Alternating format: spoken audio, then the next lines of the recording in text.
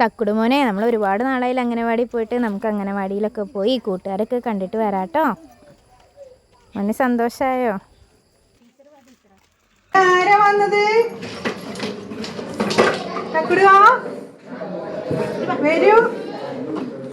എത്രങ്ങാനും ദിവസമായി കണ്ടിട്ട് ഓരോ കാരണം കൊണ്ട് വരാൻ പറ്റാതെ ഞങ്ങളൊക്കെ മറന്ന കുട്ടി. എങ്ങനെയുണ്ട് സ്കൂളൊക്കെ? എങ്ങനെയുണ്ട്? ചിന്നുനൊക്കെ മറന്ന തക്കുടു? ചിന്നുനൊക്കെ മറന്നായോ? സ്കൂളിലുണ്ടായിരുന്നോ? എങ്ങനെയുണ്ട് കമ്പ്യൂട്ടറിന്? ആളിപ്പോ നല്ല ഉഷാറാ. സ്കൂളിൽ പോയപ്പോ അംഗനവാടി പോയതിന്റെ ഒരു ഇതും ഒറ്റയ്ക്ക് കാര്യങ്ങളൊക്കെ ചെയ്യണം. നമുക്ക് അംഗനവാടി കണ്ടേ? കുട്ടി പുതിയ അംഗനവാടി ഉണ്ടോ? മാറ്റങ്ങളുണ്ടോ അംഗനവാടിക്ക്? ഇവാനൊക്കെ ദാ അവിടെ.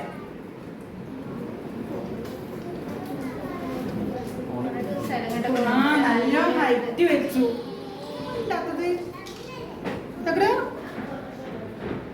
ഞങ്ങളൊക്കെ മറന്നോ? 8 സ്പീഡ് അല്ലേ അവിടെ?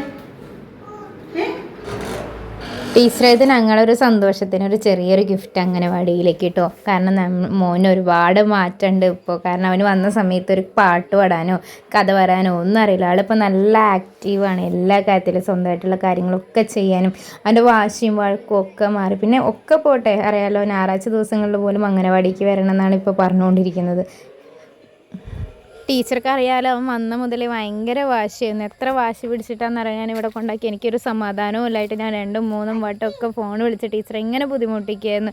പിന്നെ എൻ്റെ മകനെയും നല്ല എല്ലാ മക്കളും ഒരു അമ്മേനെ പോലെ സ്നേഹവും വാത്സല്യം കൊടുത്ത് ടീച്ചർ നന്നായിട്ട് നോക്കിയിട്ടുണ്ട്. ആ ഒരു സ്നേഹം കുഞ്ഞുങ്ങൾക്ക് എപ്പോഴും ഉണ്ട് കേട്ടോ. എപ്പോഴും മക്കളിങ്ങനെ പറയും. പിന്നെ അവനെന്താ ഒരുപാട് ആക്റ്റീവായി. രാവിലെ നീച്ച ഗുഡ് മോർണിംഗ് പറയാനും കിടക്കാൻ നേരത്ത് ഗുഡ് നൈറ്റ് പറയാനും എല്ലാവരോടും പെരുമാറുന്നത് എങ്ങനെയാണെന്നും ഒക്കെ അവൻ നന്നായിട്ട് പഠിച്ചിട്ടുണ്ട് കേട്ടോ. അത് ഇവിടെ വന്നിട്ട് ടീച്ചറും സ്മിത ചേച്ചിയൊക്കെ കൂടെ അവനെ അതുപോലെ വളർത്തിയെടുത്തത് കൊണ്ടാണ് എനിക്ക് മനസ്സിലായിട്ട് നല്ല അച്ചടക്കവും ബഹുമാനവും ഒക്കെ അവൻ നന്നായിട്ട് പഠിച്ചിട്ടുണ്ട് കേട്ടോ. എനിക്ക് അതും കൊണ്ടൊരു സമാധാനമായിട്ട് ഇവിടെ കുഞ്ഞിനെ ആക്കി പോവാൻ ഏതൊരു സമയത്താണെന്ന്. പിന്നെ അതുമാത്രമല്ല, അവൻ ഒറ്റയ്ക്ക് ഉച്ചയ്ക്ക് കിടന്ന് ഉറങ്ങാനും രാത്രിയാണെന്നുണ്ടെങ്കിലും ഒറ്റയ്ക്ക് ഉറങ്ങാനും ഒക്കെ പഠിച്ചു കേട്ടോ. അതൊക്കെ ഇവിടെ വന്നിട്ട് അവന് കിട്ടിയ മാറ്റങ്ങളാട്ടോ. ഭക്ഷണം കഴിച്ചാൽ ഒറ്റയ്ക്ക് കൈ കഴുകാനും പ്ലേറ്റ് കൊണ്ട് അവിടെ വെക്കാനും എല്ലാം അവൻ പഠിച്ചിട്ടുണ്ട്. അതൊക്കെ ഇവിടെ വന്നിട്ട് തന്നെ അവന് വന്നൊരു മാറ്റമായിട്ടാണ് ഞാൻ കരുതുന്നത്. എനിക്കൊരുപാട് സന്തോഷമുണ്ട്. ഇനി ഞങ്ങൾ തീർച്ചയായിട്ടും ഇതുപോലെ വരും. ഇനി അമ്മോട് മോനും ഇതേപോലെ വരാനുണ്ട്. ടീച്ചർ എന്നാൽ ശരി, ഞങ്ങൾ ഇറങ്ങട്ടെ കേട്ടോ. പിന്നെ ഒരു ദിവസം വരാട്ടോ.